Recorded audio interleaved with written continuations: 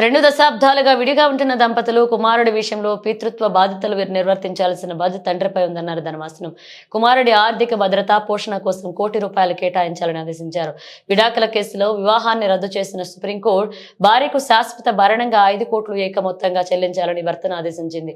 కుమారుడి పితృత్వ బాధ్యతలు నిర్వర్తించాల్సిన బాధ్యత తండ్రిపై ఉందని, కాబట్టి శాశ్వత భరణం కింద ఆమె మొత్తం చెల్లించాల్సిందని జస్టిస్ విక్రమ్నాథ్, జస్టిస్ ప్రసన్న వరాలతో కూడిన ధర్మాసనం నొక్కి చెప్పింది. అలాగే యువకుడైన కుమారుడి ఆర్థిక భద్రత, పోషణ కోసం ₹1 కోటి కేటాయించాలని ఆదేశించింది. ప్రవీణ్ కుమార్ జైన్, అంజు జైన్ కేసులో న్యాయస్థానం ఈ తీర్పు వెలువరించింది.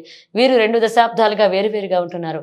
అంజుది అతి సున్నితమని, తమ కుటుంబంలో ఆమె ఇమడలేదని ప్రవీణ్ తనను సరిగా చూసుకోవడం లేదని అంజు ఒకరిపై ఒకరు ఆరోపణలు చేసుకుంటూ వైవాహిక బంధం నుంచి దూరంగా జరిగారు. ఈ నేపథ్యంలో వారికి కొన్ని ప్రత్యేకమైన షరతులతో తాజాగా అత్యున్నత న్యాయస్థానం విడాకులు మంజూరు చేసింది. దంపతులు సామాజిక, ఆర్థిక స్థితిగతులు, భవిష్యత్తులో భార్య పిల్లలు, ప్రాథమిక అవసరాలు, ఇరుపక్షాల సామర్థ్యాలు, ఉద్యోగ అవకాశాలు, వారి ఆదాయ వనరులు, ఆస్తులు వంటి 8 కీలక అంశాలను దృష్టిలో పెట్టుకుని కోర్టు ఈ తీర్పును వెలువరించింది. ఇద్దరూ దీర్ఘకాలంగా విడిగా ఉంటున్న నేపథ్యంలో తమ వైవాహిక బాధ్యతలను నిర్వర్తించే అవకాశం లేదని, వారి మధ్య బంధం కోలుకోలేని విధంగా తెగిపోయిన నేపథ్యంలో తీర్పు వెలువరించింది.